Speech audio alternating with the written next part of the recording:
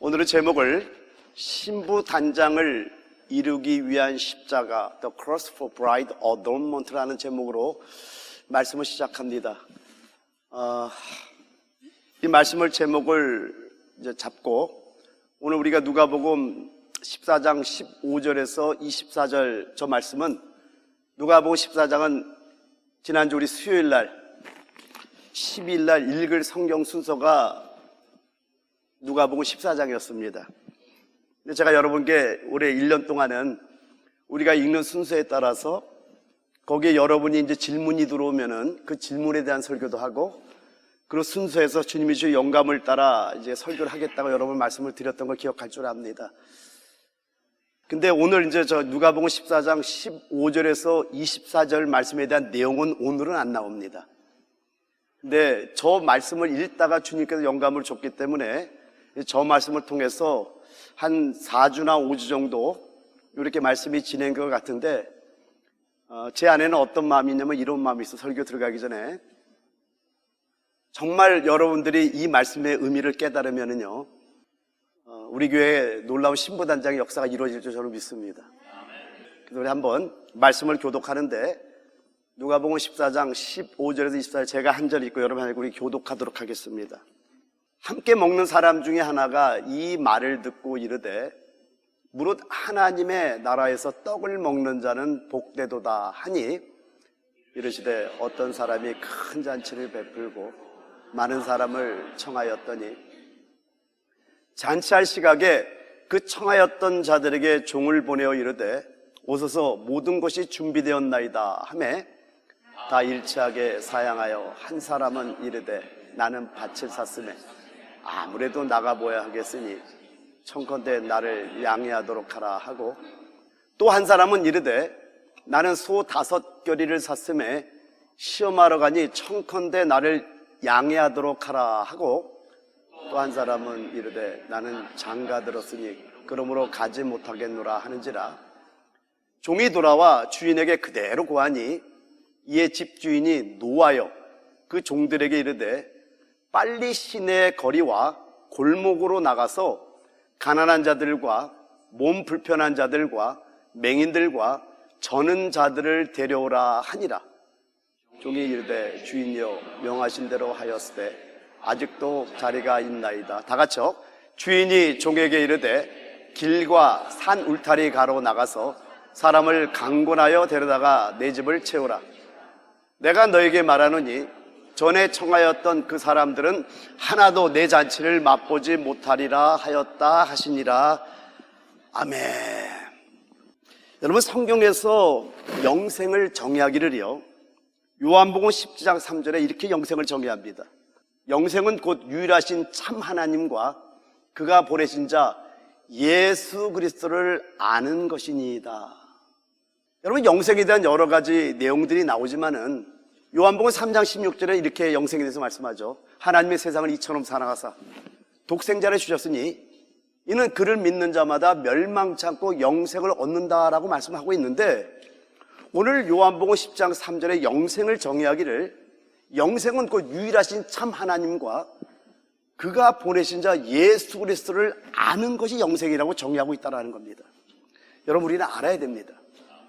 왜 알아야 되냐면요 에베소서 4장 13절 14절에 말씀하기를 우리가 다 하나님의 아들을 믿는 것과 아는 일에 하나가 되어 온전한 사람을 이루어 그리스도의 장성한 분량이 충만한 데까지 이르리니 믿는 것으로 끝나게 믿었다면 이제 아는 일에 하나가 되어야 된다고 말씀합니다. 믿는 것과 아는 일에 하나가 되어 온전한 사람을 이루어 어디까지요? 그리스도의 장성한 분량이 충만한 데까지 우리가 자라가야 된다고 말씀합니다. 왜 그러냐면 14절에 말씀합니다. 이는 우리가 이제부터 어린 아이가 되지 아니하여 사람의 속임수와 간사한 유혹에 빠져 온갖 교훈의 풍주에 밀려 요동하지 않게 하려 함이라. 속지 않기 위해서 우리 자라야 된다라는 겁니다. 알아야 된다라는 겁니다. 여러분 성경을 보게 되면요 성경에는 어떤 난해한 부분이라든가 또 상징적인 용어들이라든가 영적으로 풀어야 할 내용들이 상당히 많이 있습니다. 예를 하나 들면은요, 출애굽기 12장은 유월절 사건이 나옵니다. 여러분, 출애굽기 12장에 나오는 유월절 사건은 실제적인 사건이고 지금도 유대인들이 그 유월절을 지키고 있는 실제적인 사건이라는 겁니다. 근데 이 유월절에 대해서 사도 바울이 고린도서 5장 7절에 이렇게 말씀하고 있습니다. 너희는 누룩 없는 자인데 새 덩어리가 되기 위하여 묵은 누룩을 내어버리라. 우리의 유월절 양 곧 그리스도께서 희생이 되셨느니라. 여러분, 유월절 양이라는 저 단어가 헬라어로는 파스카라는 단어입니다. 그러니까 원문에는 양이라는 단어가 없어요. 그냥 유월절이라는 단어입니다. 그러니까 원문대로 해석하면은 우리의 유월절 곧 그리스도께서 희생이 되셨다는 뜻이 되는 겁니다. 이 말은 뭐냐면요, 지금 구약의 출애굽기 12장에 보면은 유월절이라는 사건이 애굽에서 출애굽하기 전에 유월절을 지내는 사건이 정말 있었고 지금도 절기로서 유월절을 지키고 있는데 그 유월절이 곧 그리스도에 대한 그림자라고 지금 말씀하고 있다는 겁니다. 거기에는 영적인 상징이 있다는 거예요. 그러면 여러분, 여기서 통해서 우리가 알 수 있는 게 뭐냐면은, 제가 유월절에 대해서 한 6주 동안에 계속 설교를 했지만은 그 유월절의 모든 항목들이 다 예수 그리스도를 상징하고 있다는 걸 우리가 알 수 있다는 겁니다. 여러분, 유월절에 보면은요, 유월절이 14일인데 10일 날 양을 갖다가 가져와서 나흘간 점검을 합니다. 이건 출애굽기 12장에 있는 사건이에요. 근데 실질적으로 우리 주님께서 십자가에 달리기 전에 나흘 동안 여러분 점검을 받는 걸 아십니까? 그리고 거기에 보면 쓴나물과 아울러 먹고 무교병을 먹고 뭐 여러 가지 어린 양 모든 것들이 다 예수 그리스도를 설명하고 있다는 겁니다. 그러니까 성경에는요, 이렇게 난해한 부분이라든가 상식적인 용어들이라든가 영적으로 풀어야 할 내용들이 상당히 많이 있다는 거예요. 그래서 여러분이 처음부터 바르게 깨닫고 바르게 배우지 않으면요, 많은 고충을 겪어야 되는 겁니다. 여러분이 처음에 잘못 배우게 되면요, 나중에 올바른 가르침을 받아도 먼저 배운 것과 다르기 때문에 혼란이 오는 거예요. 우리 교회 처음 왔던 분들이 조금 말씀이 깊게 들어가면은 목사님 지금 배운 거와 좀 다른데요? 라고 처음에 이렇게 질문했던 분들이 꽤 있는 걸 제가 압니다. 그래서 말씀을 배워나가면서 야, 목사님 정말 이 뜻이 이거네요 하고 저한테 얘기했던 걸 상당히 많이 제가 들어본 기억이 납니다. 영생은 곧 유일하신 참 하나님과 그의 아들 예수 그리스도를 아는 게 영생이라면은 오늘 진리에 대한 바른 깨달음 있는 여러분들에게 축원드립니다.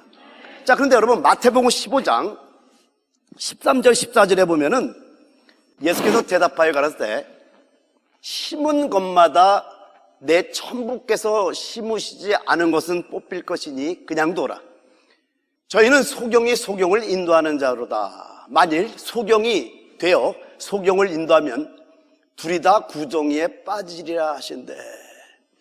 우리 주님께서 뭘 지금 가르쳐 주시냐면요, 천부, 하늘 아버지께서 심으지 않은 건 다 뽑아버리겠다고 말씀합니다. 그 천부께서 심지 않은 걸 가르치는 자들을 소경 인도자라고 말씀하고 소경 인도자를 따라가는 자들을 소경이라고 말씀합니다. 그런데 인도자든 따라가는 둘 다 천부께서 심지 않은 것을 심고 배우는 자들은 둘 다 구덩이에 빠진다고 말씀하고 있다는 겁니다. 그러면 천부께서 심지 않은 것이 뭐냐라는 거예요. 이거를 마태복음 15장 9절에 말씀하기를 사람의 계명으로 교훈을 삼아 가르치니 나를 헛되이 경배하는도다 하였느니라. 사람의 계명이라고 말씀합니다. 사람의 계명으로 가르치는 것을 천부께서 심지 않은 것이라고 말씀하고 그 사람의 계명으로 가르치는 자를 소경인도자라고 말하고 사람의 계명의 가르침을 받는 자들을 소경이라고 성경은 말씀하고 있다 말씀합니다. 둘 다 어디에 빠진다고요? 구덩이에 빠진다라는 겁니다. 근데 여러분, 왜 우리가 기도해야 되냐면요, 기도가 메마르면은 하늘의 계시가 내려올 수가 없게 됩니다. 따라서 진리를 해석함에 있어서도 천부께서 주시는 계시가 아닌 자기 나름대로 해석하게 될 수밖에 없다라는 거예요. 따라서 사람의 계명으로 교훈을 삼아 가르칠 수밖에 없게 된다라는 겁니다. 이 사람의 계명을 교훈 삼은 것 때문에 지금 이 시대가 더욱더 인본주의화가 진행되고 있고요. 그리고 결국 교회들이 지금 수많은 교회들이 배도하는 현상들이 일어나는 것이 왜 그러냐면은 사람의 계명으로 교훈을 삼아 가르치기 때문에 일어나는 일들이라는 걸 우리가 알아야 된다라는 겁니다. 여러분, 이와 같은 일들은요, 목자들이 깨어있으면 절대로 일어날 수 없는 일들입니다. 있을 수 없는 일이라는 겁니다. 근데 여기에 대해서 지금 이사야서는요, 이렇게 예언하고 있습니다. 이사야서 29장 9절에서 14절을 보게 되면요, 너희는 놀라고 놀라라. 너희는 맹인이 되고 맹인이 되라. 그들의 취함이 포도주로 말미암음이 아니며 그들의 비틀거림이 독주로 말미암음이 아니니라. 대저 여호와께서 깊이 잠들게 하는 영을 너에게 부어주사 너의 눈을 감기셨음이니 그가 선지자들과 너희의 지도자인 선견자들을 덮으셨습니다. 눈을 가려버렸다라는 겁니다. 11절, 그러므로 모든 계시가 너희에게는 봉안책의 말처럼 되었으니 그것을 글 아는 자에게 주며 이르기를 그대에게 청하노니 이를 읽으라 하면 그가 대답하기를 그것이 봉해졌으니 나는 못 읽겠노라 할 것이요 또 그 책을 글 모르는 자에게 주며 이르기를 그에게 청하노니 이를 읽으라 하면 그가 대답하기를 나는 글을 모른다 할 것이니라. 주께서 이르시되 이 백성이 입으로는 나를 가까이하며 입술로는 나를 공경하나 그들의 마음은 내게서 멀리 떠났나니 그들이 나를 경외하면 사람의 계명으로 가르침을 받았을 뿐이라. 그러므로 내가 이 백성 중에 기이한 일, 곧 기이하고 가장 기이한 일을 다 시행하리니 그들 중에서 지혜자의 지혜가 없어지고 명철자의 총명이 가려지리라. 여러분 11절에 뭐라고 말씀하냐면 이 모든 계시가 너희에게는 봉안책의 말이 됐다고 말씀하고 있다는 겁니다. 그래서 한마디로 이런 거예요.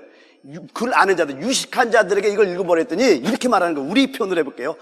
아, 이건 봉안책이야. 이거 봉안책을 어떻게 읽어? 귀한 일을 하나님께서 갖고 이거 읽으면 안 돼. 이렇게 말씀하고 있는 겁니다. 무식한 자들이 읽어보라니까 우리 이제 충청도 사투리로 말할게요. 난 무식해서 몰라.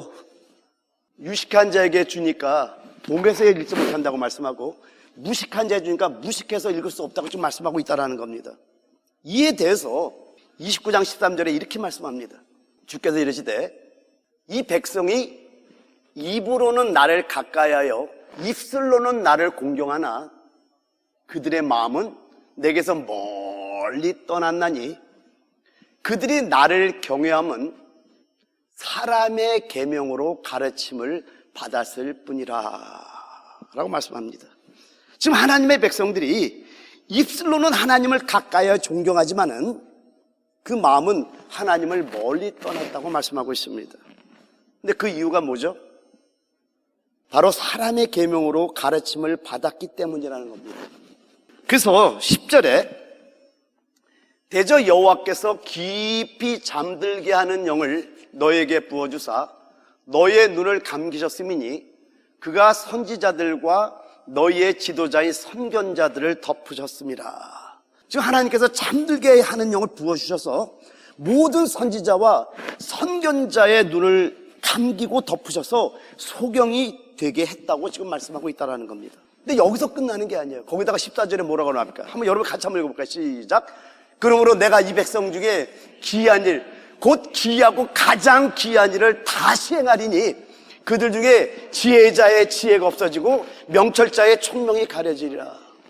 강조하고 강조해서 또 말씀하기를 아예 기이한 일, 곧 기이하고 가장 기이한 일을 다시 행하리니 그들 중에서 지혜자의 지혜를 없어버리겠대요.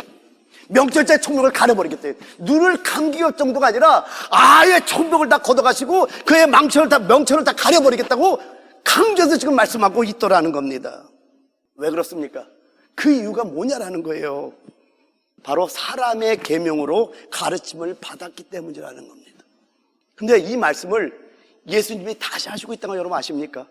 마태복음 15장 7절부터 9절에 주님께서 다시 이 예언을 말씀하시기를 외식하는 자들아 이사야가 너에게 관하여 잘 예언하였도다. 일러스되 이 백성이 입술로는 나를 공경하되 마음은 나에게서 멀도다. 사람의 계명으로 교훈을 삼아 가르치니 나를 헛되이 경배하는도다 하였느니라. 여러분 사람의 계명은요, 사람의 계명은 다른 말로 누룩을 말씀합니다. 제가 너무나 충격을 받고 소름이 끼쳤던 게 있었어요. 우리가 이제 한국의 엘림 월드 워크샵, 그래서 브라질에서 영국에서 또 아르헨티나에서, 중국에서 아주 뭐 여러 나라에서 지도자들이 왔어요. 사우스 아프리카에서. 마지막 날 성막 체험에서 여러분 세계에 성막이 3군데밖에 없는 거 아세요?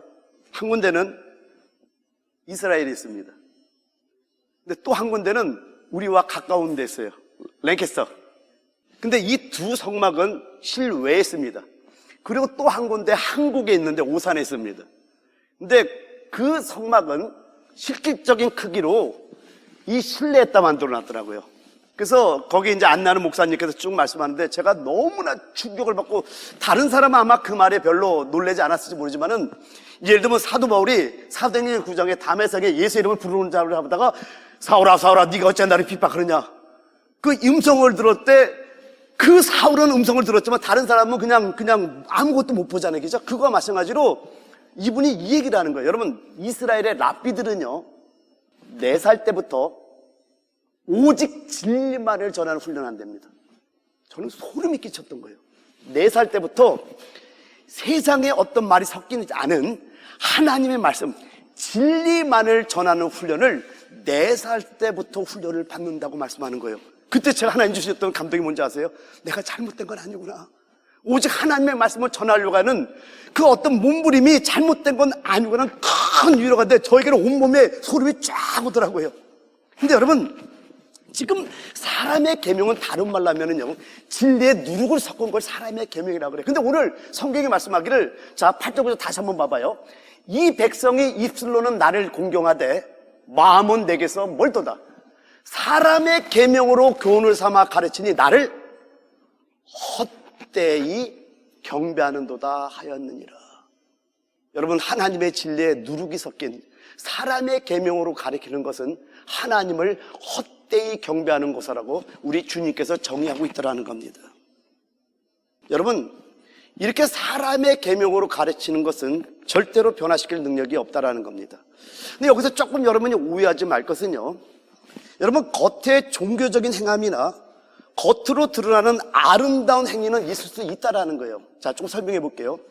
마태복음 23장을 보게 되면은 우리 주님께서 바리새인들에게 화 있을진저, 오투유, 화 있을진저 하면서 이 독사의 새끼들아 막 이러잖아요. 그래서 뭐라고 해죠? 이 회칠한 무덤이요. 그러니까 겉으로 볼 때는 회칠하기 때문에 아주 아름다운 무덤인데 그 속에는 사람의 썩은 시체와 더러운 것들이 가득하다고 말씀하고 있으면서 그들에게 뭐라고 주님께서 강하게 책망하냐면, 안으로는 외식과 불법이 가득한 자들이여 라고 말씀하고 있다는 거예요. 무슨 얘기입니까? 오늘 우리가 잘 알아야 되는 게 뭐냐면, 하나님의 생명의 말씀을 우리가 먹게 되면은요, 우리 안이 변화되는 것이지 우리 밖의 행위가 변화되는 게 아니라는 걸 우리가 알아야 된다는 거예요. 그러니까 종교인들도 얼마든지 밖으로는 아주 경건한 모습을 보일 수 있다는 걸 우리가 알아야 된다는 겁니다. 여러분, 우리가 학교에 다니면 윤리 시간에 윤리를 배웁니다. 도덕을 배웁니다. 그 윤리와 도덕을 배워도 우리 겉의 행위는 변할 수밖에 없다라는 거예요. 근데 주님께서 말씀하는 것은 이 겉의 변화를 말씀하는 것이 아니라 종교적인 어떤 행함이라든가 드러나는 아름다운 행위를 말씀하는 것이 아니라 하나님의 말씀은 우리의 속을 변화시키는 놀라운 능력이 있다는 걸 여러분 깨달으시기 바랍니다. 할렐루야! 그걸 말씀하고 있다라는 거예요. 겉으로 볼 때 바리새인들의 행함은 얼마나 아름다운지 몰라요. 1회에 2번 금식하죠. 11조 하죠. 헌금 많이 하죠. 구제하는 것처럼 보이죠. 길거리에 회당에서, 시장거리에서 막 주여 하고 막 기도하는 모습을 보이니까 사람들이 볼 때는 그럴듯하게 정말 믿음이 대단한 사람을 볼지 모르지만은 주님의 눈에는 독사의 새끼들이에요. 주님의 눈에는 회칠한 무덤으로 보이는 거예요. 너희가 겉으로는 사람들에게 보이려고 이 모양 저 모양 하지만은, 그럼 우리가 여기서 배워야 될 게 뭡니까? 우리도 혹시 이럴 수 있다라는 걸 알고 우리가 겉으로 드러나는 우리의 아름다운 행위보다도 우리 안에서 역사하는 성령의 놀라운 역사 속에서 우리 속이 변화돼가는 놀라운 축복이 있기를 예수의 이름으로 축원드립니다. 그러니까 여러분, 사람의 계명을 통해서는 진정 하나님께서 원하시는 속은 변화시키지 못할 수 있다는 걸 여러분 깨달으시기 바랍니다. 할렐루야. 여러분, 하나님 사랑하세요? 정말 하나님 사랑하고 싶으세요? 요한복음 14장 21절에 이렇게 말씀합니다. 나의 계명을 가지고 지키는 자라야 나를 사랑하는 자니. 사랑은 이렇게 하는 거네요. 여러분, 제가 저걸 개정 성경으로 써서 개혁 성경으로 좀 바꿨어요. 왜냐하면 가지고란 말을 빼버렸더라고. 개혁 성경에, 개정 성경에는. 근데 에코라는 단어가 분명히 있습니다. 그리고 저 지킨다는 단어는 테레오라는 단어예요. 테레오. 이 테레오라는 단어는 영어로는 킵이라는 단어입니다. 킵.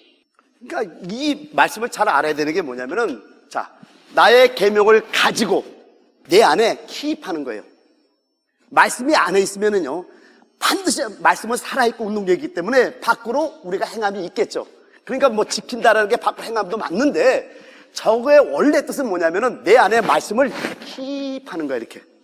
그래서 나의 계명을 가지고 이 안에 간직하는 자, 킵하는 자는 이런 자가 나를 사랑하는 자라는 거예요. 그러니까 그런 자는 반드시 밖에 행위가 있겠죠. 근데 여기서 강조하는 걸 여러분이 아셔야 되는 게, 말씀이 우리 안에 킵돼 있어야 돼요. 할렐루야. 그러니까 나의 계명을 가지고 지키는 자라야 나를 사랑하는 자니, 나를 사랑하는 자는 내 아버지께 사랑을 받을 것이요, 나도 그를 사랑하여 그에게 나를 나타내겠다고 약속하고 있다라는 겁니다. 여러분, 하나님께서 원하시는 것은요, 주의 백성들이 하나님을 마음으로 사랑하기를 원하신다라는 겁니다. 근데 그 사랑하는 방법은 말씀을 지켜 행하는 겁니다. 요한복음 14장 23절에 말씀하기를, 예수께서 대답하여 이르시되 사람이 나를 사랑하면 내 말을 지키리니 내 아버지께서 그를 사랑하실 것이요, 우리가 그에게 가서 거처를 그와 함께 하리라. 그러니까 저기도 여러분이 잘 아는, 저 말이라는 단어는 사실은 레마가 아닙니다. 로고스라는 단어입니다. 원문에 찾아보면. 그러니까 밖에는 로고스 말씀이죠. 아직까지 로고스잖아요. 그죠? 근데 이 말씀을 우리 안에 킵하면은 테레오, 요 말씀이 이제 레마로 바뀌는 역사가 있는 거예요. 그러니까 저런 단어들 제가 원문을 항상 보는 이유가 뭐냐면은 의미를 놓고 생각하는 거예요. 그렇지, 밖에 있을 때는 당연히 로고스지. 근데 이 말씀이 나에게 생명 줄 때 그 말씀은 레마가 되잖아요. 근데 오늘 주님께서 말씀하기를, 사람이 나를 사랑하면 내 말을 이제 이 안으로 집어넣는다. 그러니까 지키리니 내 아버지께서 그를 사랑하실 것이고 우리가 그에 가서 거처를 그와 함께 한다고 말씀하고 있다라는 겁니다. 여러분, 하나님께서 우리에게 원하시는 것이 있습니다. 특히 목자에게 원하시는 것이 무엇인지 여러분 아십니까? 우리가 직접 행해야 할 법을 가르치시기를 원하세요. 이게 저에게 주시는 하나님의 원하심입니다. 이게 이 시대의 참된 목자가 해야 될 일이라는 거예요.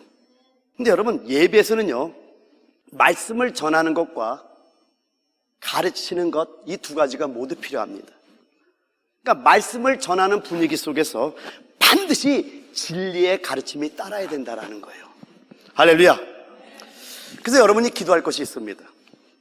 여러분이 반드시 여러분들이 기도해야 될 것이 뭐냐면은, 요한복음 16장 13절에 말씀하기를, 그러나 진리의 성령이 오시면 그가 너희를 모든 진리 가운데로 인도하시리라고 말씀했듯이, 진리의 성령께서 올바른 길로 인도해 주시도록 여러분은 반드시 기도하셔야 됩니다. 할렐루야. 제가 오늘 이제 설교 제목을 신부단장을 이루기 위한 십자가로 잡았습니다. 여러분에게 한번 질문해 볼게요. 여러분, 십자가의 의미를 얼마나 깨닫고 있습니까? 지금까지 많은 믿음의 선배들이 이렇게 십자가에 대해서 이렇게 저렇게 수많은 설교를 해왔고요. 여러분이 십자가에 대해서는 그래도 신앙을 이제 뭐 그렇게 오래 하지 않은 분들도 몇 번은 들어봤을 거예요.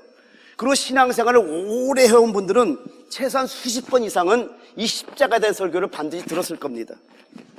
근데 여러분, 대부분의 성도님들이요, 십자가에 대한 의미를 어느 정도 깨닫고 접근해 가는 것 같은데 정확히는 이해하지 못하고 있다는 겁니다.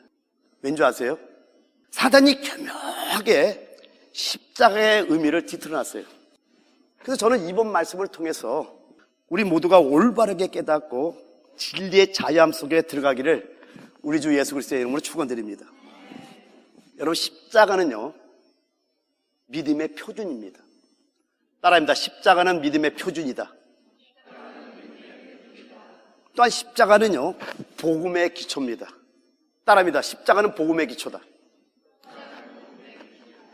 여기까지는 그래도 모든 성도들이 다 알고 있습니다. 아니, 알 수가 있어요. 십자가는 믿음의 표준이요, 복음의 기초인데 여기서 끝나는 것이 아니라, 제가 제목을 신부단장을 이루기 위한 십자가라고 제목을 잡았듯이 여러분, 신부단장의 초석이 또 십자가라는 걸 여러분 아셔야 됩니다. 그러니까 신부단장의 주춧돌 같은 게 뭐냐면 바로 십자가라는 겁니다. 그러니까 십자가를 통과하지 않고서는요, 여러분 신부단장이 될 수 없다는 거 아십니까?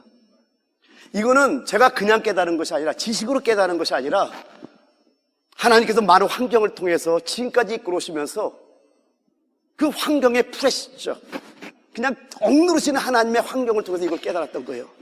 그래서 제가 지난번에 여러분 좀 또 저의 이제 성품을 모르는 분들은 좀 오해할 수도 있고, 그렇지만 이제 우리 성도들은 뭐 저의 성품 어느 정도 안다고 생각하고요. 제가 지난번에 부활절에 여기 한 분에게 저를 한번 욕해보라고 했던 거 기억나십니까? 그러면 어떤 분은 목사가 내가 주책 없이도 사람한테 무슨 욕하라고 그래, 막 이런 분도 있을 거라는 거 알아요. 근데 그게 정말 어떻게 해요? 그냥 그대로 받아주기 바랍니다. 여러분 12보석이 다 다르다니까요. 그걸 인정할 줄 알아야 돼요. 여기까지 우리가 이제 설교 통해서 갈 텐데, 이렇게 욕을 해보라고 했던 이유가 뭐냐면은, 제가 이게 만약에 어떤 것이 이루어지지 못했다면 절대 질문할 수 없는 거였던 거예요. 제가 너무너무 놀라는 것이 뭐냐면은, 오랜 시간 동안 말씀을 깨달아 왔어요. 그리고 지금도 하나님이 주시는 말씀, 깨달음이 있습니다. 그래서 제가 이 말씀에 대해서는 깨닫고 영원토록 깨닫아도 못 깨닫는 게 말씀이라는 걸 저는 인정할 수 있게 된 거예요. 그런데 그 깨달음 갖고 신부단장 되는 게 아니에요. 그 깨달음은 너무나 중요한 겁니다. 근데 거기에 플러스 십자가를 통과해야만이 신부단장이 된다는 것을 몸으로 그냥 알아버린 거예요. 수많은 고통과 아픔 속에서 주님 앞에 많이 울어봤습니다. 왜요? 제가 여러분에게 얘기했잖아요. 원래 목사가 되고 싶지 않았던 사람이라고. 왜요? 내 성품상, 내 기질상 나는 목사랑 전혀 어울리지 않는 사람이야. 오히려 돈을 많이 벌어서 장로가 돼가지고 교회를 몇 개를 짓는 게 더 나을 거야, 이렇게 생각했던 사람이기 때문에.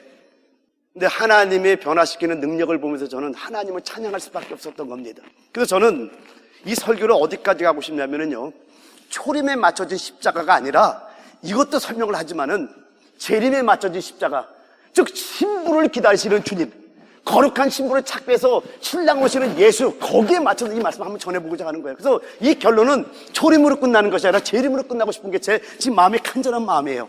근데 어떻게 하나님 인도할지 몰라요. 이렇게 기도하고 어쨌든 하나님 영감을 달라고 기도하면서 말씀을 시작하는데, 오늘은 그래서 서론 부분으로 끝나는 겁니다. 오늘은 어떤 서론만 알면 돼요. 그리고 이제 다음 주부터 계속해서 나갈 때 여러분 죄 정의가 뭔지, 십자가 뭔지 하나하나 살펴가면서 제가 정말 우리 워싱턴 배단육에 바라는 것은 뭐냐면은, 우리 모두가 정말 신부단장이 되기를 원하는 거예요. 재림하시는 예수는 죄인을 찾으러 오는 게 아니에요. 요한복음 1장 29절에 보라, 세상 죄를 지고 가는 하나님의 어린 양이로다. 초림 예수는 죄인들을 구원하러 오셨기 때문에 십자가에서 자기의 모든 물과 피를 다 쏟아주셨던 거예요. 근데 재림하러 오시는 예수께서는요, 죄인을 부르는 것이 아니라 신부를 부르러 온다라는 거예요. 여러분이 그러면 재림하신 예수를 만나려면 우리가 뭘로 준비되어 있어야 되죠? 장성하고 거룩한 신부로 준비해야 되는 거예요. 그래서 여러분, 십자가는요, 믿음의 표준이요, 복음의 기초임은 물론이고 또한 신부단장의 초석이라는 거 여러분 잊지 마시기 바랍니다. 근데 여기서 또 하나하나 이제 보면은요, 십자가를 보지 못하면은요, 여러분 절대로 죄에 대한 악함을 보지 못합니다. 오늘 이거 잘 들으셔야 됩니다. 제가 내용에 대한 건 다음 시간에 하지만 오늘 이제 어떤 정의만 여러분에게 전달하려고 그래요. 십자가를 보지 못하면은요, 죄에 대한 악함을 보지 못합니다. 여러분이 십자가를 보지 못하면요, 또한 신부 단장을 이룰 수가 없게 되는 겁니다. 그럼 여러분이 십자가 하면 생각나는 게 뭡니까? 이렇게 여러분의 질문할 때 어떤 분은 멍하니 있는 분도 있을 것이고, 십자가 하면 머릿속에 십자가 생각하는 분도 있을 거라는 거 알아요. 여러분, 십자가 하면 생각나는 게 뭡니까? 여러 가지가 있을 겁니다. 근데 베드로전서 3장 18절에 말씀하기를, 그리스도께서도 단번에 죄를 위하여 죽으사 의인으로서 불의한 자를 대신하셨으니 이는 우리를 하나님 앞으로 인도하려 하심이라. 여러분 한번 생각해 보세요. 어떻게 영원한 불못에 갈 수밖에 없는 우리들이 하나님 앞으로 인도받을 수 있을까요? 이 말은요, 우리의 죄가 해결됐다라는 겁니다. 베드로전서 1장 16절에도 말씀하죠. 기록되었을 때 내가 거룩하니 너희도 거룩하라 하였느니라. 외에 있는 말씀을 인용해갖고 내가 거룩하니 너희도 거룩하여 했다는 그 기록된 말씀을 하고 있잖아요. 그죠? 하나님은 거룩하기 때문에 우리가 거룩하지 않으면 하나님 앞에 나갈 수가 없게 되는 거예요. 그러니까 영원한 불모에서 갈 수밖에 없는 우리들이 하나님 앞으로 인도함 받았다라는 것은 우리의 죄가 해결됐다라는 겁니다. 우리 그리스도께서 십자가에서 죽으신 것은요, 우리의 죄를 해결하고 우리를 하나님 앞으로 인도하시기 위함이었던 거예요. 그런데 여기서 끝나는 게 아니라 우리에게도 요구가 있다라는 거예요. 주님께서 우리의 죄를 해결해서 십자가에 지셨는데, 여러분, 우리가 잘 쓰는 말인데 이 의미는 우리가 사실은 모르고 있다는 걸 여러분 알려드리려고 지금 이 말씀을 꺼냅니다. 자, 마태복음 16장 24절에 말씀하기를, 이에 예수께서 제자들에게 이르시되 누구든지 나를 따라오려거든 자기를 부인하고 자기 십자가를 지고 나를 따를 것이니라. 이 말씀 모르는 사람 있나요? 대부분 다 알고 있을 거예요. 근데 엄청나게 중요한 말씀입니다. 제가 이 방향 저 방향으로 십자가에 대한 많은 내용을 설명했어요. 여러분에게 설교를 했었어요. 근데 그 설교 갖고는 부족하다는 생각을 하고 있었어요. 근데 요번에 우리 주님께서 저에게 강한 감동으로 다시 한번 말씀을 전하게 하면서, 제가 여러분을 초림예수에 맞춘 십자가가 아닌 재림예수에 맞춘 십자가, 그래서 신부단장을 이루기 위한 십자가라는 제목을 갖고 이걸 나간다고 여러분 아셔야 됩니다. 그런데 주님께서 우리의 죄를 해결하시기 위해서 십자가에 단번에 죽으심으로 말미암아 우리를 하나님 앞으로 인도했는데, 오늘 주님께서 마태복음 16장 24절에 말씀하기를 우리도 자기를 부인하고 자기 십자가를 지고 나를 따르라고 지금 말씀하고 있다는 겁니다. 그럼 여기서 여러분 얼마나 깨닫고 있습니까? 한 주 동안 여러분 많이 묵상해 보시기 바랍니다. 다시 한번 얘기합니다. 십자가는 믿음의 표준이요, 복음의 기초요, 그리고 신부단장의 초석임을 여러분 깨닫게 해서 축원드립니다. 제가 이제 여기까지 가고 싶은 거예요. 이 설교가 하나하나 보도록 하죠. 여러분, 로마서 1장 17절에 말씀하기를 복음에는 하나님의 의가 나타나서 믿음으로 믿음에 이르게 하나니 기록된 바 오직 의는 믿음으로 말미암아 살리람과 같으니라. 복음에는 하나님의 의가 나타난다고 말씀합니다. 그리고 요한복음 3장 16절에 말씀하기를 하나님의 세상을 이처럼 사랑하사 독생자를 주셨으니 이는 그를 믿는 자마다 멸망하지 않고 영생을 얻게 하려 하심이라. 무슨 말이냐면요, 하나님의 사랑이 우리 하나님의 구원의 근원이 된다라는 거예요. 동기가 된다라는 겁니다. 여러분, 우리의 구원의 근원, 동기는 뭐냐면 하나님의 사랑이었던 거예요. 그래서 하나님의 사랑은 하나님의 구원의 근원이요, 동기라는 겁니다. 그리고 에베소 2장 5절과 8절을 보게 되면요, 허물로 죽은 우리를 그리스도와 함께 살리셨고 너희는 은혜로 구원을 받은 것이라. 그리고 8절, 너희는 그 은혜에 의하여 믿음으로 말미암아 구원을 받았으니 이것은 너희에게서 난 것이 아니요 하나님의 선물이라. 여러분, 하나님의 은혜는 하나님의 구원의 수단이 되는 겁니다. 다시 한번 얘기할게요. 하나님의 사랑은 하나님의 구원의 근원이요 동기가 된다면은 하나님의 은혜는 하나님의 구원의 수단이 되는 겁니다. 그리고 로마서 1장 16절 17절을 보게 되면은요, 내가 복음을 부끄러워하지 아니하노니 이 복음은 모든 믿는 자에게 구원을 주시는 하나님의 능력이 됩니다. 먼저는 유대인에게요, 그리고 헬라인에게로다. 그리고 17절, 복음에는 하나님의 의가 나타나서 믿음으로 믿음에 이르게 하나니 기록된 바 오직 의는 믿음으로 말미암아 살리람과 같으니라. 그리고 여기 로마서 1장 16절 17절에서 언급된 하나님의 의는 하나님의 구원의 능력이 된다고 말씀하고 있다는 겁니다. 그럼 하나님의 의가 왜 하나님의 구원의 능력이 되는가에 대해서 이제 조금 더 설명하도록 할게요. 여러분, 다시 한번 얘기합니다. 하나님의 사랑은 하나님의 구원에 뭐가 된다고요? 근원과 동기가 되는 거예요.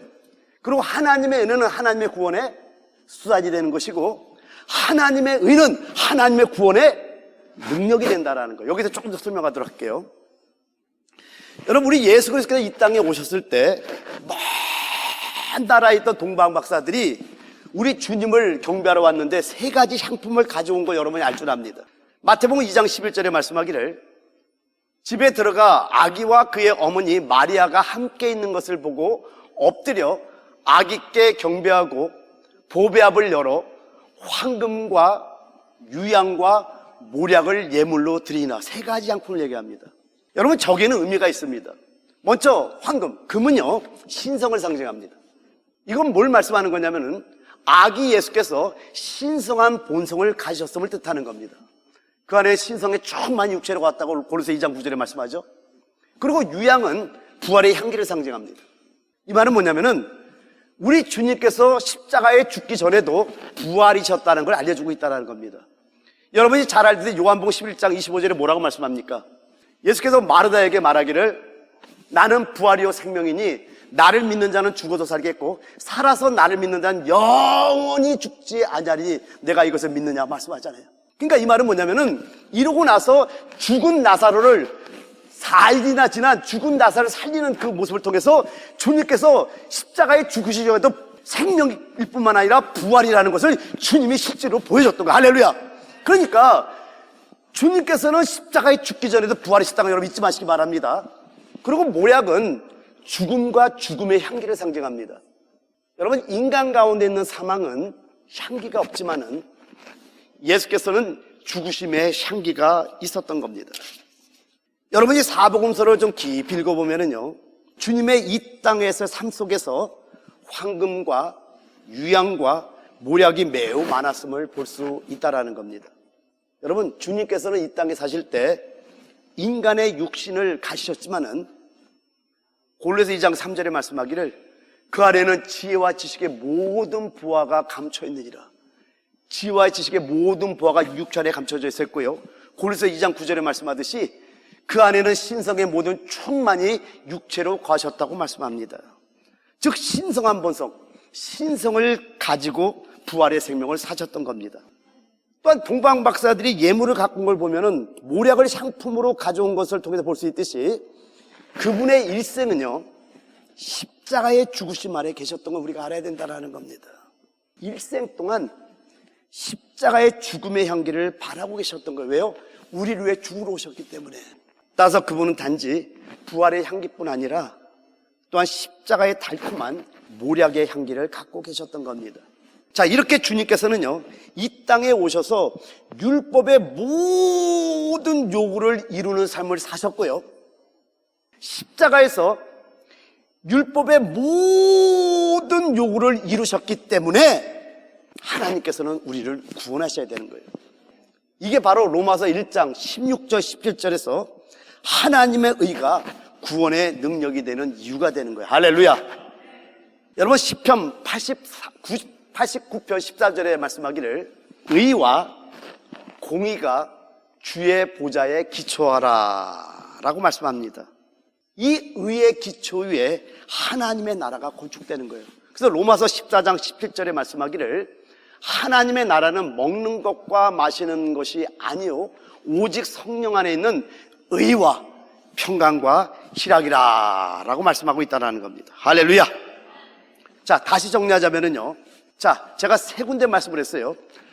요한복음 3장 16절에 보니까 그 3장 16절에 하나님의 사랑이 하나님의 구원의 근원과 동기가 되고, 에베소 2장 5절과 8절을 통해서 우리가 안 것이 뭐예요? 하나님의 은혜가 하나님의 구원의 수단이 됨을 말씀했고요, 또 로마서 1장 16절 17절에 하나님의 은은 하나님의 구원의 능력이 되는데요, 잘 보셔야 되는 게 뭐냐면, 자, 이 사랑과 은혜는 하나님께서 줘도 되고 안 줘도 돼요. 하나님이 여러분을 사랑해서 사랑을 줘도 되고, 아니 그냥 사랑 주고 싶잖아, 안 줘도 상관이 없어요. 또 은혜도 하나님께서 주고자 하면 줄 수 있어요. 아멘. 근데 하나님이 안 주고자 하면 안 줘도 돼야 안 돼요? 되죠. 이거 하나님 마음인데. 그런데 의만큼은 반드시 줘야 돼요. 왜냐? 예수께서 하나님의 공의 모든 요구를 이루시고 십자가에 못 박혀 죽으심으로 말미암아 우리의 죄를 사했기 때문에 반드시 이 의만큼은 하나님의 안 줘도 되는 것이 아니라 반드시 이루셔야 되는. 그래서 하나님의 보좌가 요거 10편 89, 14절 의의 공의가 주의 보좌의 기초라. 이 의의 기초 위에 하나님 나라가 건축되는 거예요. 좀 이해가 됐습니까? 의는 반드시 주셔야 되는 거예요. 왜요? 우리 주님께서 십자가에서 단번에 우리의 죄를 해결하셨기 때문이라는 거예요. 그래서 베드로전서 3장 18절에 말씀하기를 그리스도께서도 단번에 죄를 위하여 죽으사 의인으로서 불의한 자를 대신하셨으니 이는 우리를 하나님 앞으로 인도하려 하심이라. 하나님의 모든 율법의 의를 다 이루신 사건이 바로 십자가라는 겁니다. 우리의 모든 죄를 끝낸 곳이 바로 십자가라는 거예요. 네, 결론적으로 말씀하겠지만 이거를 예수님께만 여러분 국한해서 보면 안 되는 거예요. 이제 이게 바로 또 우리가 이루어야 될 일들이 되는 거예요. 이걸 알 때 우리 안에서 진정한 신부단장이 되거든요. 결론 내립니다. 교회가 죄에 대한 그 악함을 보지 못하는 이유는요, 십자가를 보지 못하기 때문입니다. 뒤집어 말하면은요, 교회가 십자가를 보지 못하기 때문에 죄가 얼마나 무섭고 사악한지를 보지 못하는 겁니다. 이게 이제 다음 주 설교를 들어가면서 계속하면서 여러분 영이 놀라셔야 돼요. 그냥 여기 어떤 한 노이세벨이라는 어떤 사람의 말로 들으면은요, 이 말씀은 아무런 능력이 없습니다. 그러나 여러분이 사람의 말로 받지 않냐고 천부께서 심은 하나님의 계시를 통해 전해지는 말씀이라는 걸 믿는다면은요, 오늘 이 말씀을 반드시 하나님의 말씀을 받으시기 바랍니다. 놀라운 역사가 여러분과 저에게 모두에게 일어날 줄 믿습니다. 다시 한번 강조합니다. 교회가 죄에 대한 그 악함을 보지 못하는 이유는요, 십자가를 보지 못하기 때문입니다. 교회가 십자가를 보지 못하기 때문에 죄가 얼마나 무섭고 사악한지를 보지 못하는 겁니다. 여러분, 십자가는 죄를 끝내는 것입니다. 근데 죄는 길을 잃게 합니다. 여러분이 알고 있는 그 십자가 잘못된 이유가 뭔지 아세요? 살짝 꼬부라뜨린 거예요. 그리고 길을 틀은 거예요. 우리가 십자가로 가야 되는데 사단이 살짝 틀어놨어. 그래서 여러분이 알고 있는 그 십자가가 진짜 십자가가 아닌데 우리는 그걸 십자가로 알았던 것을 이 결론적으로 말씀하려고 그래요. 죄는 길을 잃게 하는 거예요. 그래서 여러분, 죄를 정확하게 봐야 십자가를 알 수 있고 십자가를 정확하게 봐야 죄를 알 수 있는 거예요. 우리는 봐야 돼요. 이제 영의 눈이 열려야 돼요. 그래서 오늘 30분만 말씀하는 겁니다. 이 악한 죄를 끝내기 위해서 이제 오늘부터 시작했어요. 몇 주간에 걸쳐서 십자가의 의미의 깨달음을 통해서 우리 워싱턴 베다니 교회가 하나님의 영혼전의 갈망이었던 그리스도의 거룩한 신부로 단장돼가는 축복이 임하기를 예수 그리스도의 이름으로 축원드립니다. 할렐루야. 우리 자 합심해서 한번 기도합시다. 이런 기도를 한번 해봤으면 좋겠어요. 하나님, 십자가를 정말 깨달아 알기를 원합니다. 하나님, 그리고 죄의 진정한 사악함을, 그 무서움을 정말 깨달아 알기를 원합니다. 두려움으로 깨닫는 게 아니에요. 이건 건강한 모습으로 깨닫는 거예요. 그래서 여러분이 깨달을 때 오는 그 기쁨을 여러분 정말 있거든요. 제가 있으니까 이걸 하나님 앞으로 말씀을 통해서 깨달아갈 때 하나님 나에게 지혜와 계시형을 밝혀서 하나님 알게 도와주시고 더욱더 정확히 알 수 있게 달라 우리 합심해서 한번 기도하기를 원합니다. 기도하겠습니다. 유익을 위해 가지려 했던 세상 일들 이젠 모두 다 해로 여기고 주님을 위해 다 버리고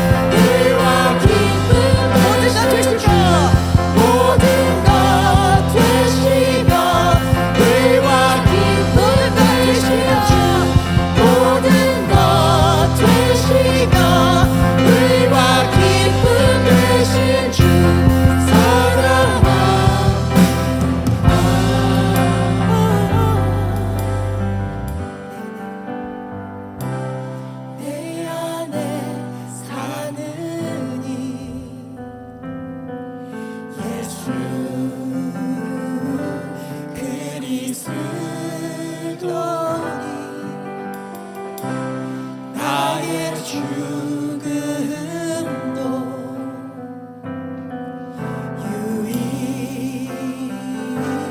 유일함이라. 우리 처음부터 다시 한번. 내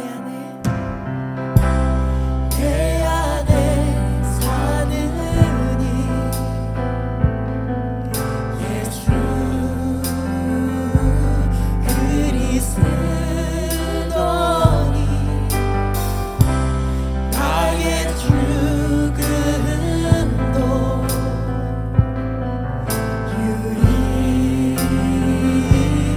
유일함이라. 나의 왕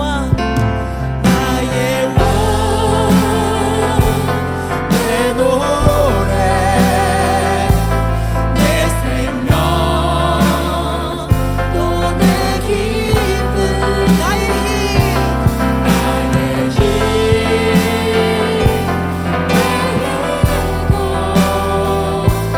내 평화 나의 주. 우리 영어로 Christ in me is to live, to die is to gain, to die is to gain. Christ in me is to live, to die is to gain. Amen. He's my King. He's my King. He's my song. He's my light. He's my joy. And He's my joy. He's my strength. He's my soul. He's my peace. He's my Lord. He's my King. He's my King. He's my song. He's my light. And He's my joy. He's our strength. He's my soul. He's my peace. He's my Lord. 내 안에 사느니 예수 그리스도니 나의 죽음도 유일. 우리 다시 고백하시겠습니다. 내 안에 사느니 내 안에 사느니 예수 그리스도니 나의 죽음도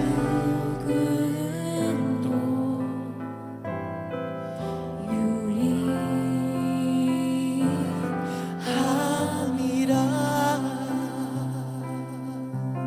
아멘. 우리 다 같이 일어나셔서 찬양하시겠습니다. Can we all stand?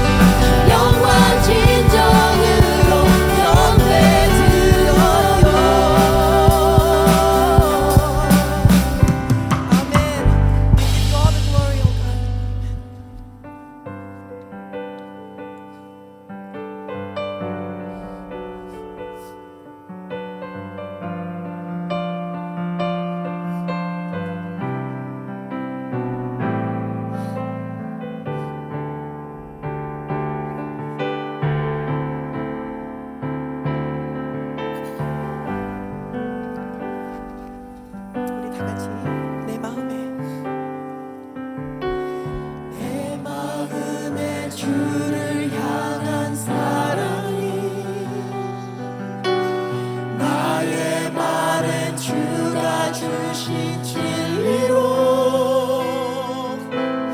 나의 눈에 주의 눈물 채워주소서.